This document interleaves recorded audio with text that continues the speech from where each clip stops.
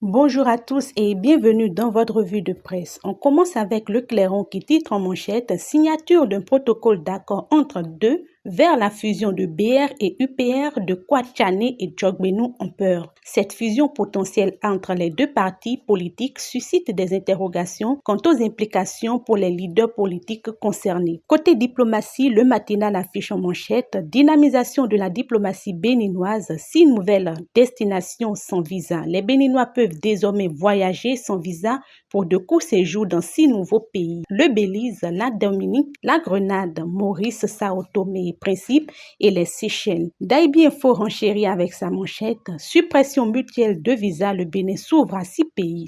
Confirmant les accords conclus en marge de l'Assemblée générale des Nations unies. Tentative de coup d'État déjouée, l'alternative titre en manchette, tentative de déstabilisation du Bénin par un coup d'État déjoué, la coordination BR16 dit niette à la prise de pouvoir par les âmes. Le Béninois libéré se joint à ce sujet avec la manchette, dénonciation de la tentative de coup d'État, marche de soutien dans les 13e et 14e circonscriptions électorales. Le pays émergent évoque une autre facette de cette affaire avec tentative de coup d'État déjouée en cavale. L'ex-garde des Sceaux Séverin Quenom refuse de revenir assumer ses responsabilités et demande asile en France. Du côté judiciaire, le potentiel revient sur une affaire en manchette, procès en appel et confirmation de la condamnation de l'STG du FNDA et ses co-accusés.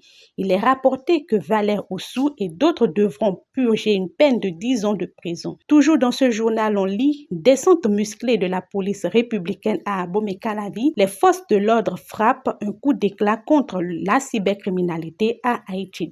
Du côté associatif, la voix du routier annonce en manchette passation de charge à la JCI Abomey-Calavi Phénis, Anel Kodja Kentola pour une nouvelle renaissance de l'organisation. En diplomatie, la voix du routier note également un nouvel ambassadeur du Niger attendu au Bénin. L'éveil info titre rétablissement des relations entre le Bénin et le Niger. Le pétrole coule, les relations diplomatiques restaurées, mais les frontières toujours fermées. Enfin, l'emblème du jour rapporte en manchette fonctionnement des universités publiques, le gouvernement met fin aux activités des agents retraités. Le quotidien met en avant la politique interne du parti, les démocrates, avec la manchette déclaration au sujet du présumé financement de ses membres par Olivier Bocor. Les démocrates parlent de dénigrement et de mensonges. Ce même journal évoque l'initiative de l'Institut de lettres avec le titre École de la deuxième chance, un modèle éducatif adapté aux déscolarisés. Pour terminer, un clin d'œil aux fans de football, l'éveil info rappelle que les Guépards du Bénin jouent ce jour un match décisif contre le Rwanda à Kigali avec la manchette éliminatoire CAN 2025.